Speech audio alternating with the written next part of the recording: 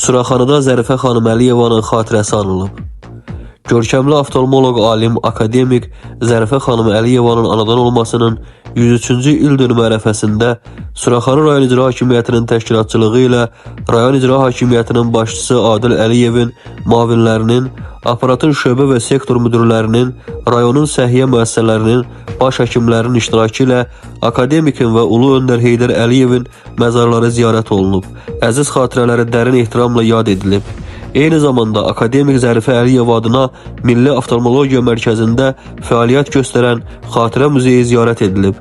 Mərkəzin baş həkimi Aygün Məmmədbəyli və Zərifə xanımın tələbəsi olmuş tibb üzrə fəlsəfə doktoru Nübar Haşimova Xatirə Muzeyində akademikin həyat və fəaliyyətini əks etdirən eksponatlar, elmi əsərləri, şəxsi əşyaları və fotoşəkilləri haqqında ətraflı məlumat veriblər. Ziyarət zamanı görkəmli alimin Azərbaycan tibb elminin inkişafına verdiyi misilsiz töhfələrdən, oftalmologiya sahəsində qazandığı nailiyyətlərdən bəhs olunub.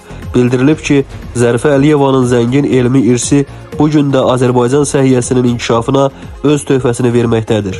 Daha sonra mərkəzin fəaliyyətinə həsr olunmuş video çarx nümayiş olunub.